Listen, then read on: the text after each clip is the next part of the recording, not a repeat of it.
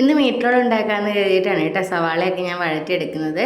അപ്പോൾ ഉപ്പൊക്കെ ഇട്ടിട്ട് പിന്നെ ഇതേ കുറച്ച് കറിവേപ്പിലയും ഇഞ്ചിയും വെളുത്തുള്ളി ഇട്ടിട്ട് കുറച്ച് മസാലയും ഒക്കെ ചേർത്തിട്ടുണ്ട് കേട്ടോ. ഇതിൻ്റെ റെസിപ്പി വീഡിയോ ആയിട്ട് ഞാൻ പിന്നൊരു ദിവസം ഇടാവേ. അപ്പോൾ ഇതാ എന്നിട്ട് നന്നായിട്ട് ഇതേ വഴറ്റിയെടുക്കുന്നുണ്ട് കേട്ടോ. പിന്നെ വേവിച്ച് വെച്ച ബീഫ് ഞാൻ ഇതിലേക്ക് ആഡ് ചെയ്ത് കൊടുക്കുന്നുണ്ട്. അത് കുറച്ച് ചെറുതാക്കി കട്ട് ചെയ്തിട്ടാണ് എടുത്തിട്ടുള്ളത്.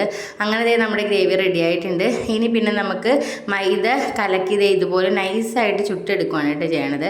അപ്പോൾ ഒരുപാട് മൊരിയൊന്നും വേണ്ട, ജസ്റ്റ് ഒന്ന് വെന്താൽ മതി കേട്ടോ. അങ്ങനെ ഇതാ നമ്മുടെ ഫില്ലിങ്സ് ഒക്കെ വെച്ചിട്ട് റോൾ ചെയ്തെടുക്കുന്നുണ്ട്.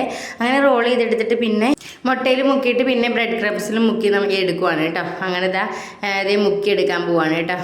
എൻ്റെ കയ്യിൽ കുറച്ച് ബ്രെഡ് ക്രംസ് ഉണ്ടായിരുന്നുള്ളൂ കേട്ടോ. അപ്പോൾ അതുകൊണ്ട് തന്നെ ഞാൻ കുറച്ച് ആ ഒരു ഭയങ്കരമായിട്ടൊന്നും പെർഫെക്ഷനൊന്നും നോക്കുന്നില്ല കേട്ടോ. ചെറുതായിട്ടൊക്കെ എല്ലാം ഒന്ന് മുക്കിയെടുക്കുവാണ് കേട്ടോ. അങ്ങനെ നമ്മളിതേ ഏകദേശം എല്ലാം റെഡിയാക്കിയിട്ടുണ്ട്. പിന്നെ ഇതേ ഫ്രൈ ചെയ്യാനായിട്ട് പാനിലേക്ക് ഇട്ട് കൊടുത്തിട്ടുണ്ട് കേട്ടോ. പിന്നെ ഇതേ തിരിച്ചിട്ട് കൊടുക്കണം. നല്ല ശരിക്കും ഞാൻ എടുക്കുമ്പോൾ നന്നായിട്ട് ബ്രെഡ് ക്രംസ് ഫുള്ള് നല്ല ഇതായിട്ട് എടുക്കുമ്പോൾ നല്ല പുറമേ തന്നെ നല്ല ഇതായിട്ട് കിട്ടും കേട്ടോ. ഇത് ബ്രെഡ് ക്രംസ് കുറവായതുകൊണ്ടാണ്. അങ്ങനെ അതൊക്കെ പൊരിച്ചെടുത്തിട്ട് പിന്നെ ഇടിയപ്പം വേവിക്കാനായിട്ട് വെച്ചിട്ടുണ്ട് കേട്ടോ. മുട്ടക്കറി ഉണ്ടാക്കാമെന്ന് കരുതിയിട്ടാണ് കേട്ടോ ചെയ്യണത്.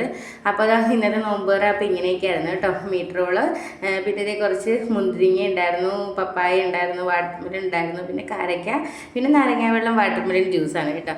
അപ്പോൾ ഇന്നത്തെ നോമ്പുതുറ വിശേഷങ്ങൾ ഇങ്ങനെയൊക്കെയായിരുന്നു കേട്ടോ.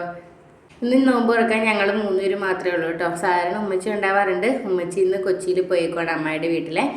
പിന്നെ ഇക്കു വന്നിട്ടുണ്ടായിരുന്നില്ല. ഇക്കു ഒരു 8 മണിയൊക്കെ ആകാറാവും കേട്ടോ വരുമ്പോൾ.